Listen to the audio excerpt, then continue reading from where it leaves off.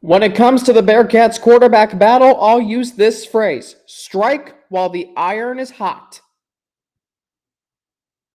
Are Locked On Bearcats, your daily podcast on the Cincinnati Bearcats, part of the Locked On Podcast Network, your team every day.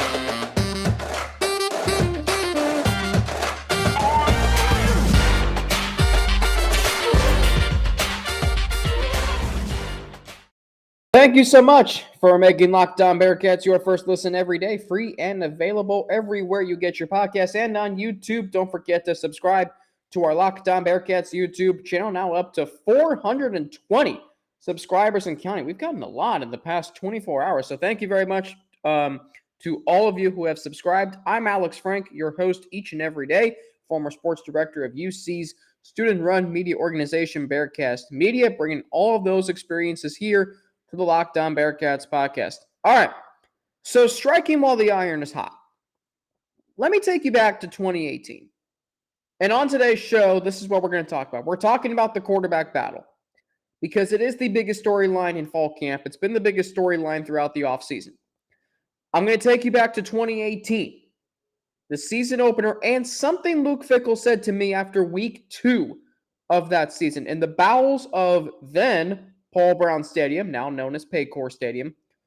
I'm going to touch on something Gino Guidugli said in the offseason and why it means Evan Prater should be the starting quarterback. And then in segment 3, I know I've said this, but I'm going to expand on it, that the decision made at the quarterback battle could have long-term effects beyond this season. So let me take you back to the start of the 2018 season. Quarterback battle, there was one.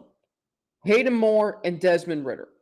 Now, what I knew, what you knew, we knew Hayden Moore was limited. We knew he wasn't that great of a quarterback. Some would struggle to say he was even a good quarterback. But you didn't know who Desmond Ridder was. When I thought about Desmond Ridder leading into the 2018 season, my thought process was, well, he's somebody new, so we know Hayden Moore can't get the job done back-to-back 4-8 seasons. Well, maybe we should give this guy a shot. And by the second quarter of the season opener, you knew it was time to make a switch. You knew it was time to make that switch. And look at what that aggressiveness did. Look at the decision and the guts that went into making that decision in game. Trailing 10-0. You're coming off back-to-back 4-8 seasons. Now, Luke Fickell was only in his second season at the time. The guts and the willingness to take that risk and insert Desmond Ridder, first game action of his career, at the Rose Bowl against UCLA. And look what it led to that night, that season, and the next 4 years. 4 straight 10-win seasons. I say 4 straight because it would have been had 2020 not been shortened. 2 conference championships, a top 10 ranking. Do you know the Bearcats, they're ranked number 23 in the AP poll to start this season. But from the middle of October through the end of last season, the Cincinnati Bearcats never fell out of the top 10 in rankings in the AP poll or college football playoff poll. For the Bearcats football program, that is how far this program has come. You're in the top 10 for over a year. And all of that, plus the college football playoff appearance, all of that came from just being aggressive, not settling, seeing what you had with the new guy in Desmond Ridder. That is exactly what can happen with Evan Prater being the starter. Think about where the program is right now. Striking while the iron is hot. You're coming off that college football playoff appearance. You're heading to the Big 12. You're getting a new locker room and facility. Season tickets have sold out. Recruiting is at an all-time high in terms of momentum. Why not start your highest-rated recruit on offense in history? A guy who you know has a lot of potential, plays like Desmond Ritter, has a good arm, can run with the football, can make plays. You listen to him talk about, you listen to him exude confidence, leadership, all skills you want in a quarterback. Because who Desmond Ritter was, confident, charismatic leader. And look what that led the Bearcats to. Desmond Ritter, you could view him as arrogant in his freshman season. I will admit I did. Week 4 of 2018. I know I'm going to get to something Luke Fickell said after week 2 of that season, but for this segment, week 4, the Bearcats come back and beat OU. And that was a major comeback. That was the first piece of, okay, we're going to find out if Desmond Ritter truly is this program's quarterback of the future. And he proved that with flying colors in the second half of that game. So Desmond Ritter, in his post-game press conference, when asked about the comeback, first question, he said, when I step out onto that field, I believe I'm the best player. And I took that as, ooh, that's a little arrogant. That's a little selfish. That's a little cocky for a freshman to say that. And I'm going to be honest, I did not like the answer.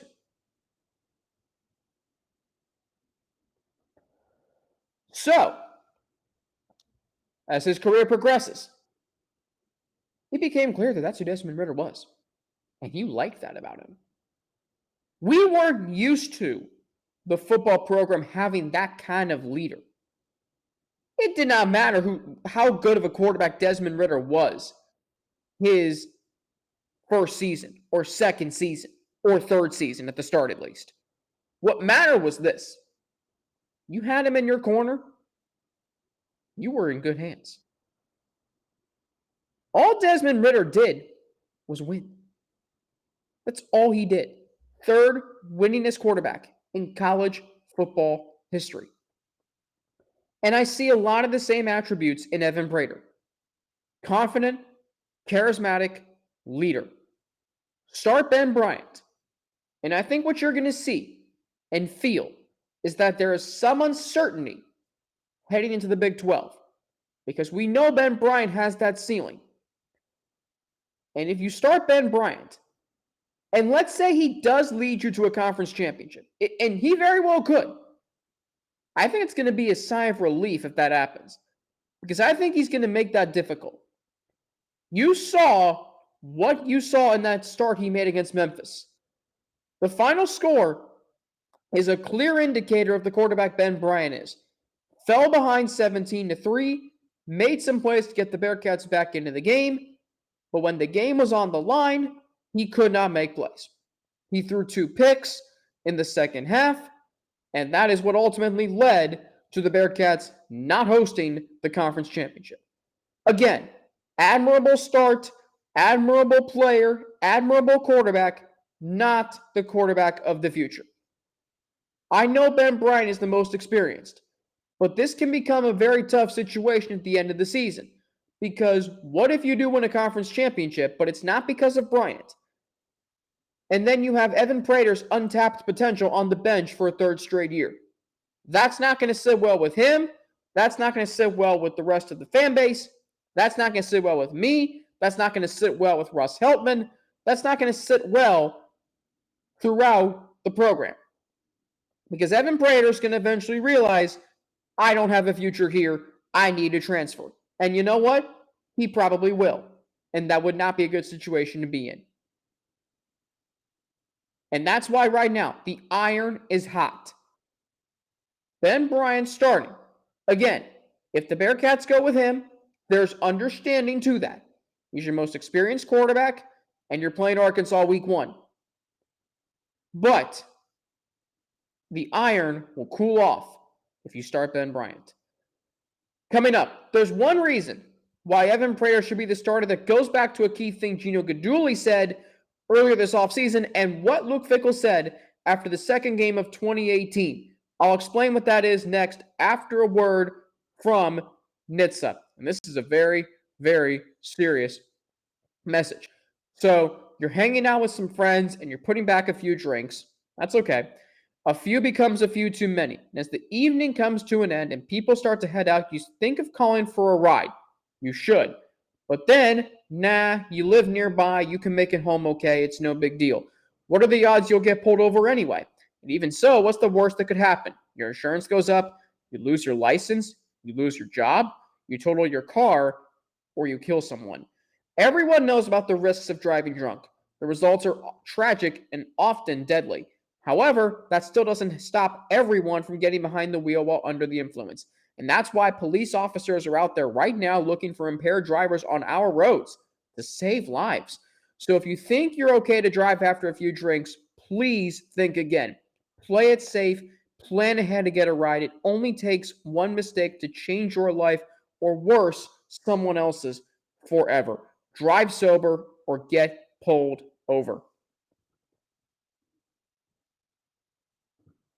Thanks again for making Locked On Bearcats your first listen of every day. The ultimate college football preview is here. It's a 7-episode preview with college experts, local team experts, and Odyssey college football insiders. It's everything you need to be ready for the college football season in one spot. Search for Ultimate College Football Preview on your Odyssey app, YouTube, or wherever you get your podcasts. Man, the season is just around the corner. I think what they've done this year is they have combined week 0 and week 1, and they've just called it week 1 because it starts next week. I mean, you've got some Big Ten teams in action next week. You've got some, major schools in action next week. Not your Blue Bloods, but still Power 5 schools in action next week. Alex Frank with you, your host each and every day here in Locked On Bearcats. So, remember Gino Guidugli in the offseason said the Bearcats aren't going to change the offense this season just because he's taking over as offensive coordinator, just because the Bearcats are moving to the Big 12. That was said back in February. And even with Desmond Ridder's prolific dual threat abilities throughout his 4 years, Cincinnati was still a run-first team. Cincinnati was still a team that wanted to run the ball, tough and nasty, grind you out, run it straight down your throats. And they were able to do that with the guys, with Jerome Ford, Jared Dokes, Michael Warren, all those guys. And they are still going to be that kind of team. Now, I want to take you back to 2018. And there's something Luke Fickell said.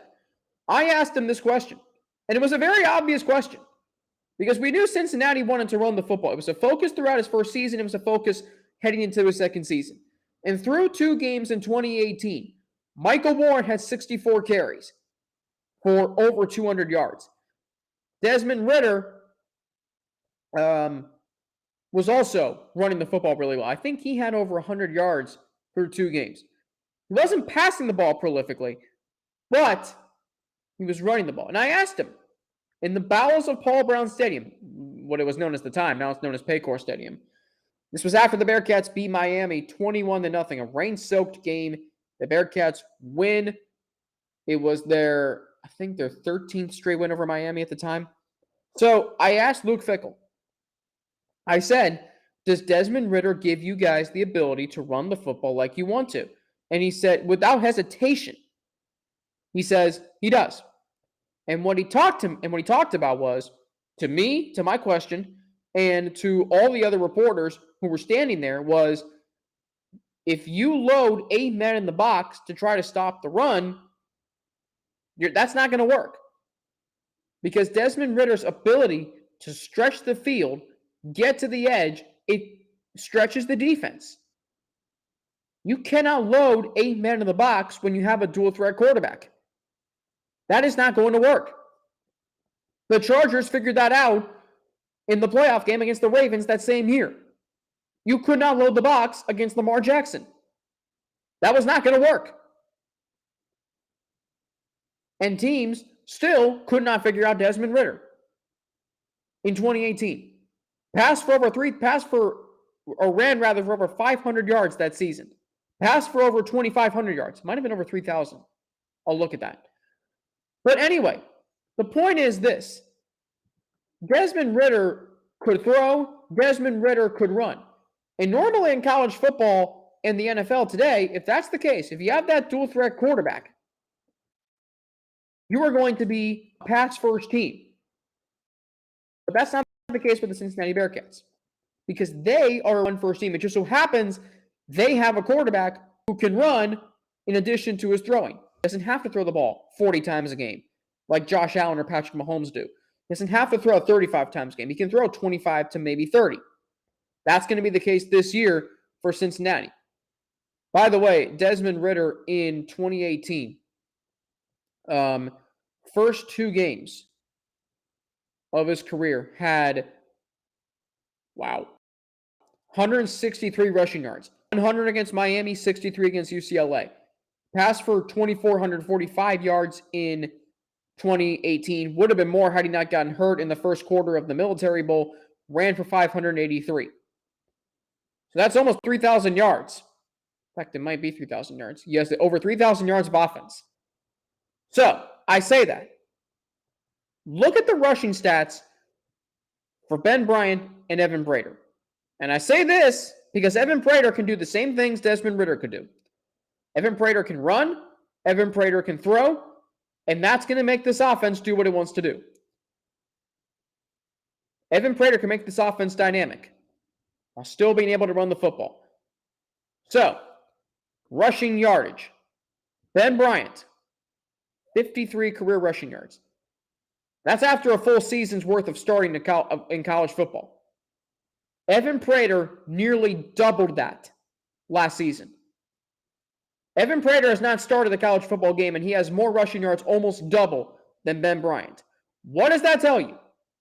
That Ben Bryant, I'm not going to say he's a sitting duck, but he doesn't bring any to the offense. He doesn't bring any dynamic element. That is going to hurt the Bearcats long term. And you saw Hayden Moore couldn't really run. Desmond Ridder could. As soon as Desmond Ridder came into that game against UCLA, the Bruins defense could not stop the Bearcats offense. Michael Warren had over 130 yards rushing that game. Actually, I think it was 160? No, it might have been. So, now I'm curious about this. No, he had 30. It might have been over 150. But what I'm saying to you is this. Cincinnati could run the football at will against UCLA in that game. And they also mixed in the pass. Ja'Shawn Jackson had some huge catches that game. And some huge throws from Desmond Ridder. Evan Prater can do a lot of the same things Desmond Ridder could. Now, you knew more about Hayden Moore because he had started the previous 2 seasons than you knew about Desmond Ridder. But what you can also look at is,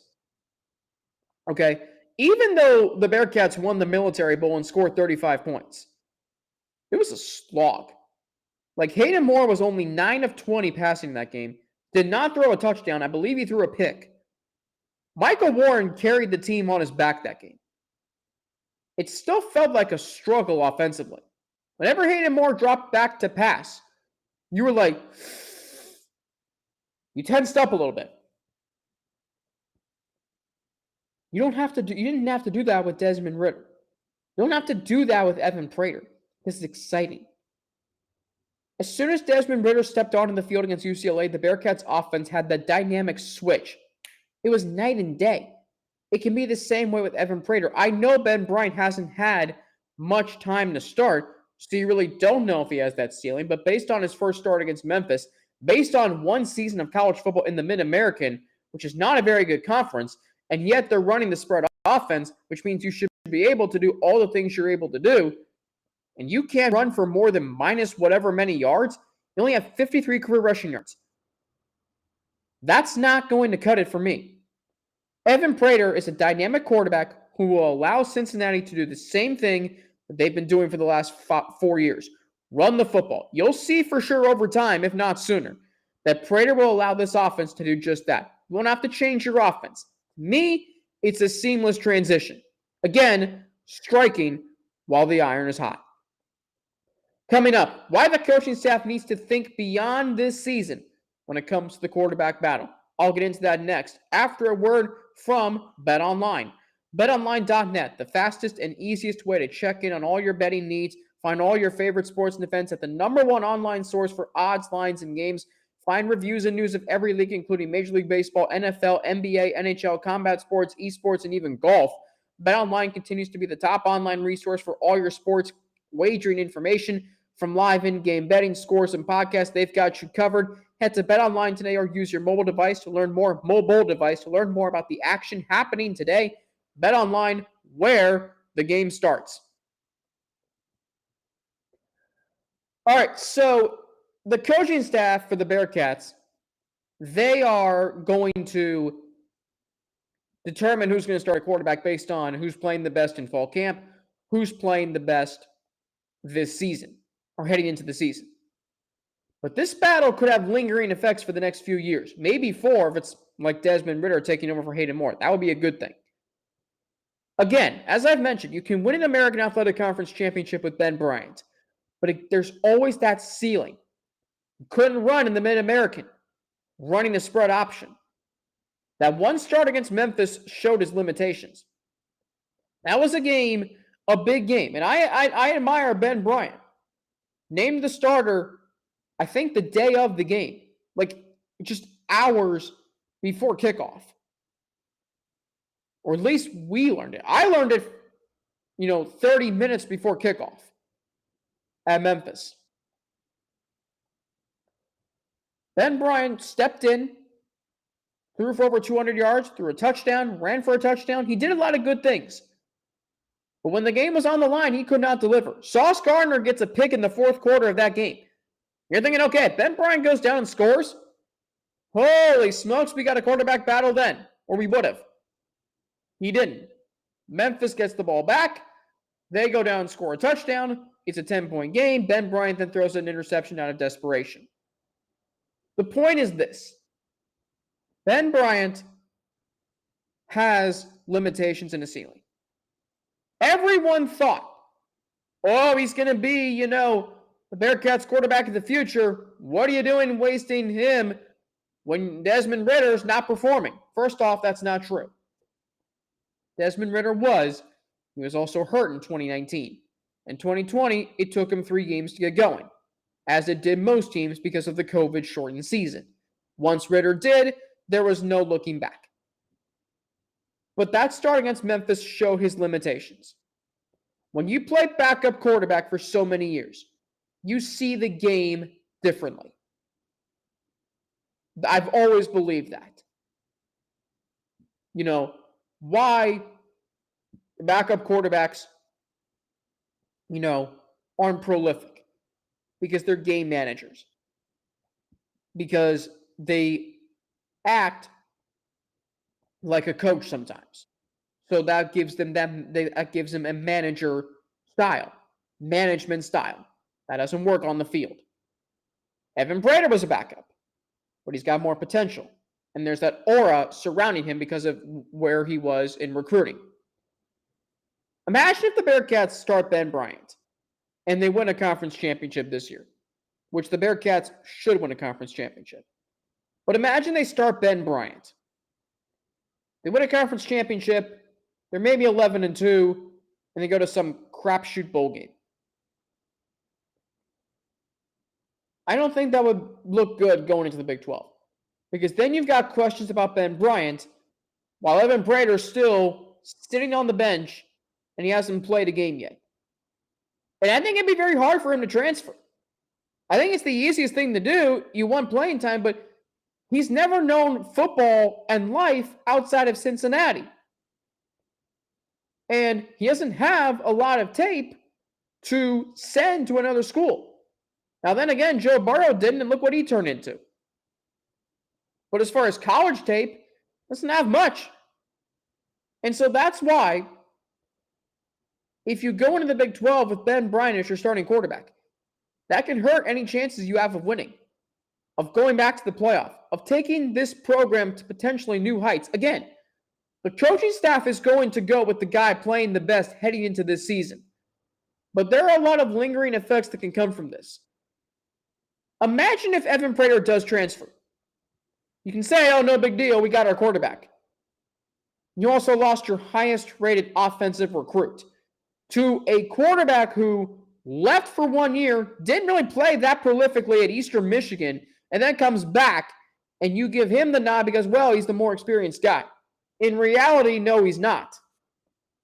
He might be in terms of, his playing time, but at the end of the day, Evan Prater backed up Desmond Ridder for 2 seasons. The 2 seasons when the Bearcats were at the highest of highs the program has ever been. And that's not experience to you, and that's not experience to the coaching staff. It should be. And listen to Evan Prater talk. Ben Bryant talks like a coach and a game manager. Evan Prater talks like he's ready to go out there and show everybody, this is why I was recruited this way in high school. This is why I'm the highest rated offensive recruit in Bearcats football history. This is why blah, blah, blah, blah, blah, et cetera, et cetera. He's ready to do that. You're putting your full trust in Ben Bryant if you make him the starter.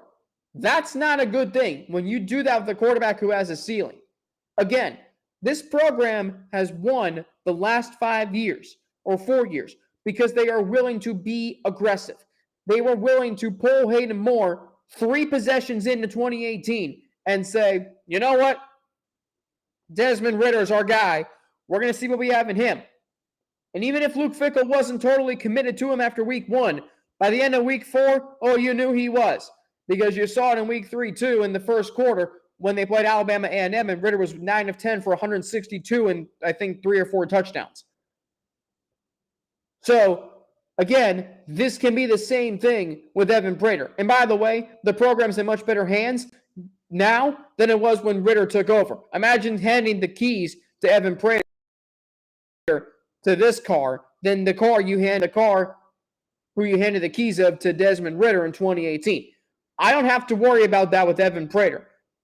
A ceiling. The coaching staff is focused on the first game in this season, but just know there could be lingering effects from this. And if you don't strike while the iron is hot, that might come back to hurt you long term. It might hurt this season. I don't know. It might hurt in the first game. You could be down 17-3. Because if this game is 21-0 in the second, by the end of the first quarter, that's not going to sit well with me. It's not going to sit well with Russ Heltman. It's not going to sit well with a lot of you who have been clamoring like me for Evan Prater to be the starting quarterback this season. Again, the coaching staff is not focused on anything beyond the first game in this season. That's fine.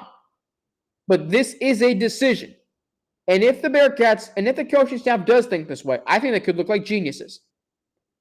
Ben Bryant is a good quarterback, but he comes with his limitations.